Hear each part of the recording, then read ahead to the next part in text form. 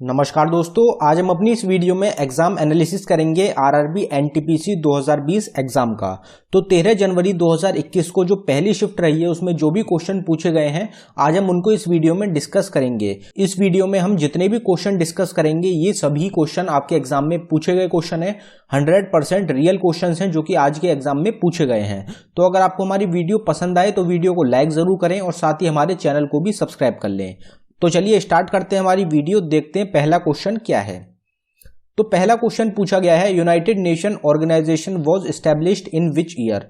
तो United Nation Organisation जो है ये कौन से साल में एस्टैब्लिश हुई थी। तो ये आपको पता ही होगा, हमने ऑर्गेनाइजेशंस के ऊपर सेपरेट वीडियो बना दी है जिसमें सारी ऑर्गेनाइजेशन डिस्कस करी गई हैं। तो उस वीडियो से ही ये क्वेश्चन पूछा गया है कि यूनाइटेड नेशन ऑर्गेनाइजेशन जो है ये कौन से साल में एस्टैब्लिश हुई थी। तो हमारा आंसर हो जाएगा 1945 में एस्टैब्लिश हुई थी यूनाइटेड नेशन ऑर्गेनाइजेशन।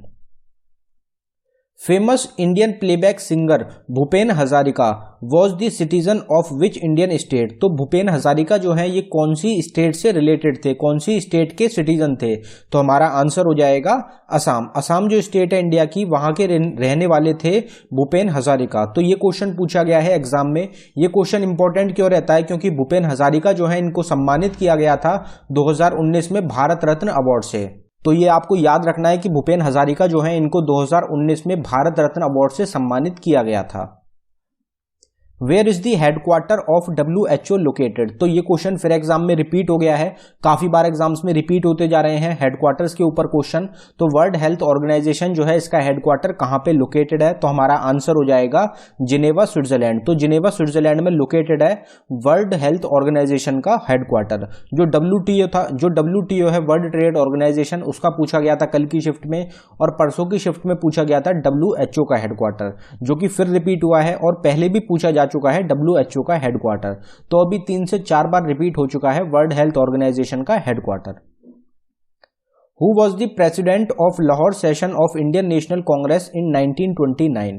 तो हमने आपको पहले ही बताया था कि इंडियन नेशनल कांग्रेस जो है उसके जितने भी सेशन हुए हैं उस टाइम में प्रेसिडेंट कौन थे, ये सब आपको पता होना चाहिए क्योंकि ये एग्जाम में जरूर पूछे जाएंगे। तो 1929 में जो लाहौर सेशन हुआ था उसके प्रेसिडेंट पूछे गए हैं इंडियन नेशनल कांग्रेस के।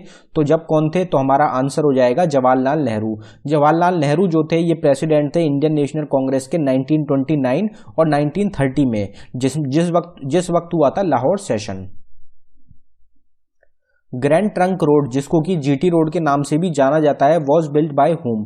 तो आपसे ये क्वेश्चन थोड़ा घुमा के पूछा गया था, आपसे पूछा गया था कि NH2 जो है ये किसके द्वारा बनवाया गया था। तो आपका आंसर हो जाएगा शेरशाह सूरी। शेरशाह सूरी जो है इनके द्वारा बनवाया गया था ग्रैंड ट्रंक रोड को। और NH2 जो है ये पार्ट होता है GT रोड का। तो NH2 भी किसका हो गया, NH2 भी बनवाया गया था शेरशाह सूरी के द्वारा।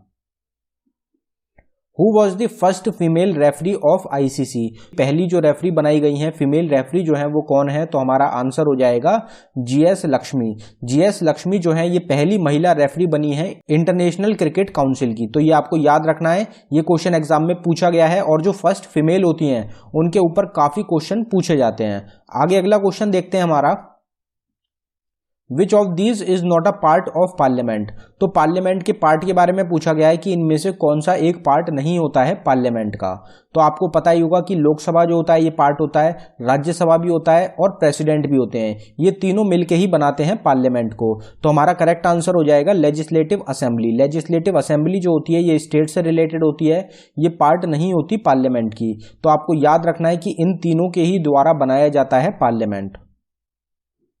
NITI Aayog was established in which year. तो नीति आयोग जो है ये कब एस्टेब्लिश करा गया था, कौन से साल में हुआ था। तो हमारा आंसर हो जाएगा 1 जनवरी 2015। 1 जनवरी 2015 में एस्टेब्लिश हुआ था नीति आयोग। ये क्वेश्चन भी एग्जाम में रिपीट हुआ है। और नीति आयोग के चेयरमैन कौन है, तो जो करंट प्राइम मिनिस्टर होते हैं वो चेयरमैन होते हैं नीति आयोग के। तो प्रधानमंत्री नरेंद्र मोदी जो है ये चेयरमैन रहेंगे नीति आयोग के।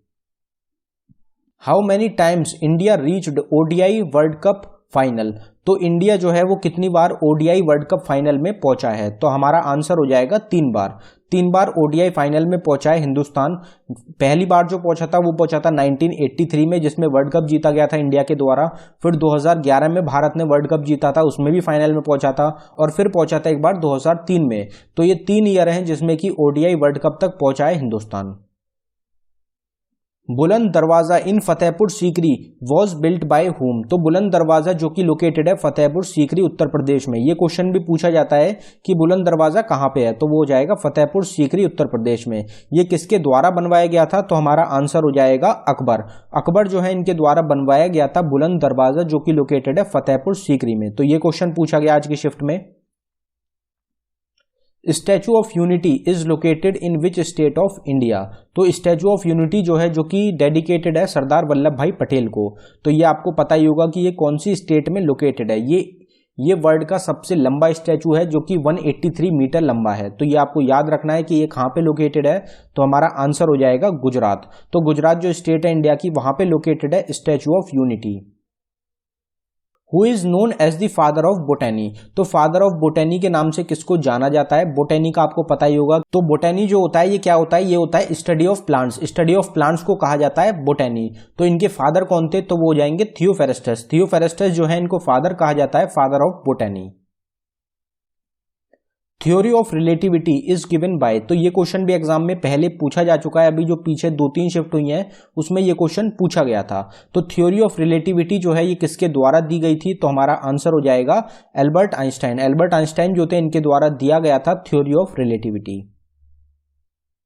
C++ is which type of language. तो C++ लैंग्वेज जो है ये किस टाइप की लैंग्वेज होती है, तो हमारा आंसर हो जाएगा हाई लेवल लैंग्वेज। तो या तो आपसे ये पूछा गया था कि ये किस टाइप की लैंग्वेज होती है, या फिर ये पूछा गया था कि ये कब लॉन्च करी गई थी। तो ये लॉन्च करी गई थी 1970 में। 1970 में आई थी C++ लैंग्वेज, और ये जो होती है ये एक हाई लेवल लैंग्वेज होती है। Where is the headquarter of ISRO located. तो इसरो जो ऑर्गेनाइजेशन है इंडिया की, इंडियन स्पेस रिसर्च ऑर्गेनाइजेशन, इसका हेडक्वार्टर कहाँ पे लोकेटेड है, तो हमारा आंसर हो जाएगा बेंगलुरु कर्नाटका। तो बेंगलुरु जो जगह है कर्नाटका में, वहां पे लोकेटेड है हेडक्वार्टर इसरो का। या फिर आपसे ये पूछा गया था कि विक्रम साराभाई स्पेस सेंटर जो है ये कहाँ पे लोकेटेड है, तो आपका आंसर हो जाएगा तिरुवनंतपुरम। तिरुवनंतपुरम में लोकेटेड है Vikram Sarabhai space centre. What is the full form of UIDAI?